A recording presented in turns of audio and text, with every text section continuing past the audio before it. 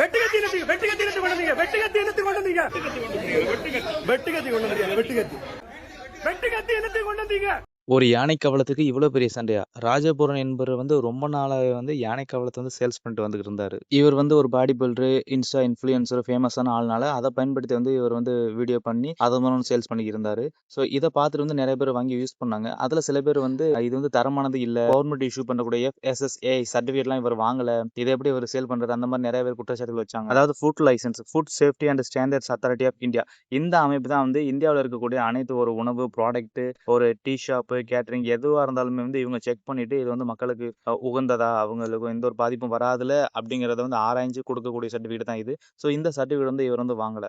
இந்த தகவல் தெரிஞ்ச நிறைய பேர் வந்து இதற்கு வந்து எதிர்ப்பு தெரிவிச்சாங்க. அதுல ஒருத்தர் வந்து நெல்சன், அவர் வந்து ஒரு அட்வொகேட். அவர் என்ன பண்ணியிருந்தாருன்னா இதை பத்தி ஒரு வீடியோ பண்ணி போட்டிருந்தாரு. இந்த மாதிரி வாங்காதீங்க, அது வந்து ஒரு தரமானது கிடையாது, ஃபுட்ஸ் லைசன்ஸ் கூட அது வாங்கல கிடையாது, இந்த மாதிரி வந்து ரொம்பவே ஒரு எக்ஸ்பிளைன் பண்ணி ஒரு வீடியோ போட்டிருந்தாரு. இந்த வீடியோ வந்து ராஜ்புரம் பார்த்திருக்காப்புல. பார்த்த உடனே அவர் வக்கீலோட வீட்டுக்கே வந்து போயிருக்காரு. யாரு?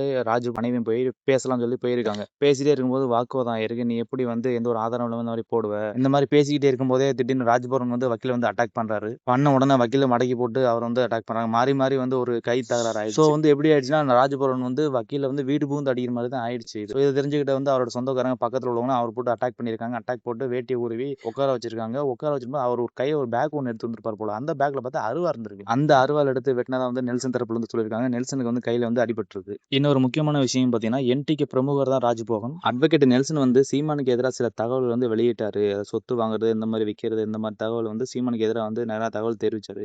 இதுக்கப்புறம் தான் வந்து ராஜபுரம் வந்து இப்படி வந்து பண்ணியிருக்காரு அப்படின்னு சில தரப்புகள் சொல்லிட்டு வராங்க. ராஜ்புரம் வந்து அட்வொகேட் நெல்சன் வந்து வீடு பூந்து தாக்கியனால அவருக்கு வந்து கிட்டத்தட்ட ஒரு 6 செக்ஷன் கீழே வழக்கு பதிவு செஞ்சிருக்காங்க. அது மட்டும் இல்லாம ராஜ்புரம் வக்கீல் வீட்டுல இருந்து போகும்போது என்ன சொல்லிட்டு போயிருக்காருன்னா, நீ எங்க செத்து கிடந்தாலும் அதுக்கு நான் தாண்ட பொறுப்பு, அந்த மாதிரி ஒரு திமிரா ஒரு பேச்சா அவன் பேசியிருக்காரு. இந்த சம்பவத்துக்கு அப்புறம் அட்வொகேட் நெல்சனுக்கு நிறைய பேர் ஆதரவு தெரிவிச்சிட்டு வராங்க.